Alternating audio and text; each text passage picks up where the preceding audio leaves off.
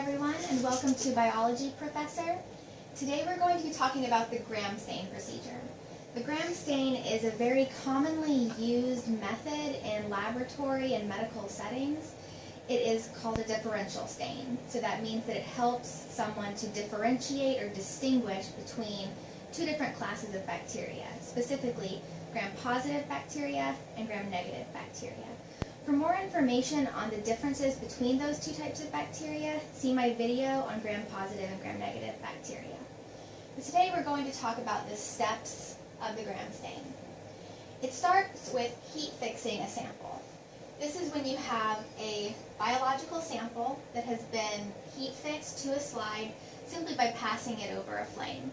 This helps the sample containing all of the bacteria to stick to the slide through all of the subsequent steps. The second step is the use of crystal violet dye. This is a purple dye that stains all of the bacteria.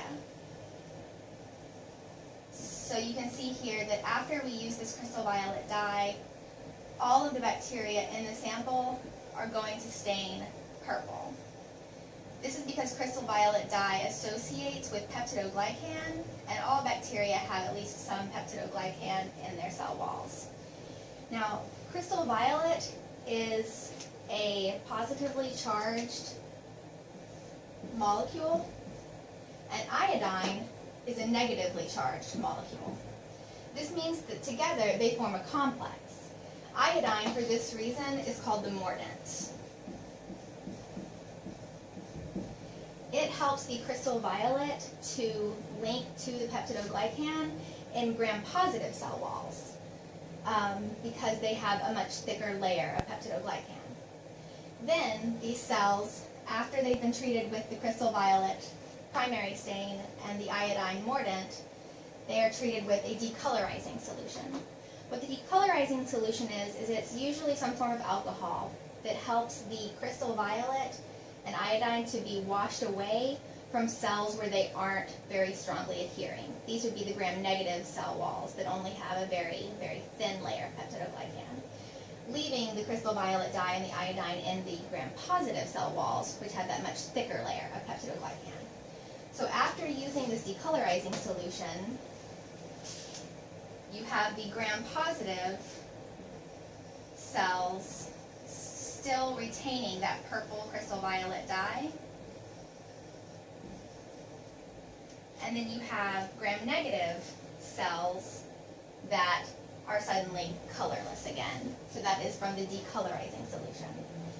At this point, you can visualize which cells are gram-positive because they have retained this crystal violet dye after the use of the decolorizing solution.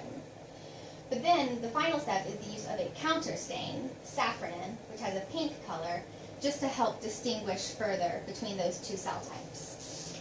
So after the use of safranin, the crystal violet is still in all of the gram-positive cell walls, so that these are all still purple stained, and you can distinguish that they are gram-positive, whereas the gram-negative cell walls have taken up this safranin counter stain, making them pink. Now, at the end of a procedure like this, you can see how it's fast, it's inexpensive, it's relatively simple. And one of the reasons it's so useful in a laboratory or hospital setting is it helps to give what's called a presumptive diagnosis. We see that the majority of cells in this sample are gram-positive rods. So purple, gram-positive rod-shaped bacteria. The most common, or one of the most common causes of hospital-acquired diarrhea in adults is called Clostridium difficile, and it is a gram-positive rod-shaped bacterium.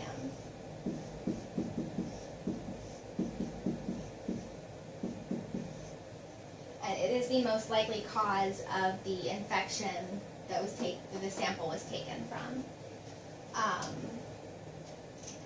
And then knowing this information, not only do we have a presumptive diagnosis that can then be confirmed through later studies, we also know what kind of bacteria we're working with, which helps doctors to prescribe the correct antibiotic regimen to treat this infection. And so this is why a Gram stain is so important, and this is how it works.